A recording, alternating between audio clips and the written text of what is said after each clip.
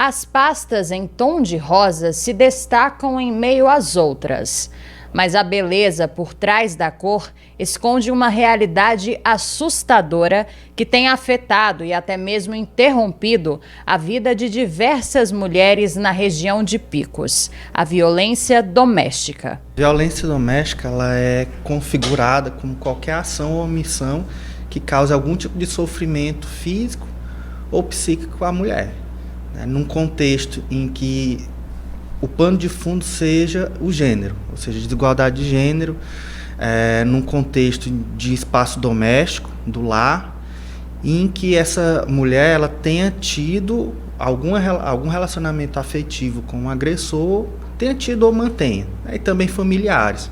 A gente pode citar um companheiro, um marido, ex-marido, namorado, ex-namorado, filho que praticou alguma violência contra a mãe, uma filha também que praticou violência contra a mãe, e até casos de relações homoafetivas também se configuram. Dos mais de 1.000 processos ajuizados no Fórum de Picos, 268 são correspondentes à Lei Maria da Penha. Isso significa que de todos os casos que entram no fórum, 26% são de violência doméstica contra a mulher. Esses dados, utilizando o sistema do Judiciário Piauiense, que é o TemesWeb. Então a gente faz a checagem, e nesse ano a gente já observou que do dia 1º de janeiro de 2019 até hoje, dia 14 de outubro de 2019, a gente já teve 268 processos de violência doméstica e familiar contra a mulher aqui em Picos. Então, são processos que envolvem as medidas protetivas, aquele pedido de afastamento, como também envolve situações de lesão corporal, que vão desde a mais leve até a mais grave. A maioria são aqui de Picos ou das cidades da macro-região? A maioria é de Picos, A maior parte desses casos é de Picos. A gente coloca em torno de 70% ou 80% de Picos. Mas há cidades da região que tem um número elevado. E a gente chama até atenção para o município de Dom Expedito Lopes, que é o município, depois de Picos, que tem o maior número de situações de violência doméstica contra a mulher. O projeto de lei 17/2019, que altera a Lei Maria da Penha, reforçou as medidas punitivas para agressores em casos de violência doméstica. Para o analista, a prevenção deve surtir mais efeito do que a punição. Ajuda, mas não se conclui nisso.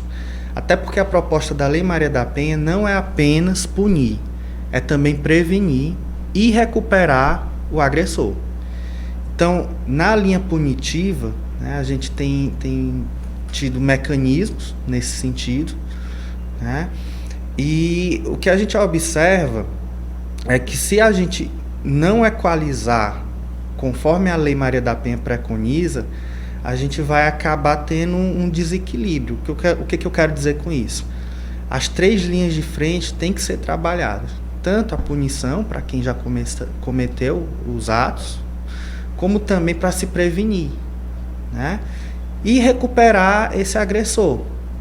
Então, nesse sentido, a Lei Maria da Penha, ela trouxe esses mecanismos, mas ao nosso ver, só punir não resolve, porque muitas vezes o que vai acontecer, esse agressor, ele vai passar algum tempo preso, nos casos já mais graves, ele poderá ser preso, ele vai ser solto, e muitas vezes ele vai voltar atrás dessa mulher, às vezes ele reata com ela, e a situação de violência ela não vai terminar ali.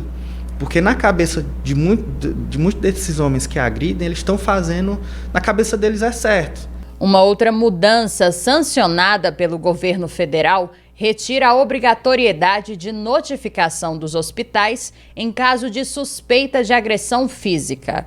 A medida deve prejudicar a criação de políticas públicas em favor das mulheres. Prejudica, porque a violência doméstica, dentro do Sistema Nacional de Vigilância da notificação de doenças e agravos, ela é colocada como uma forma que tem que ser notificada. Então, a partir do momento em que você não tem mais a obrigação, você contribui para a subnotificação desses dados.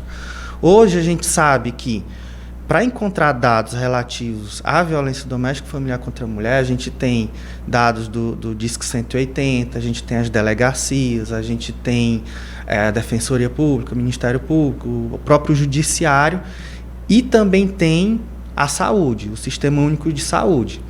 Então, a gente sabe que violência é um problema de saúde. É um problema de saúde pública, considerada pela Organização Mundial de Saúde.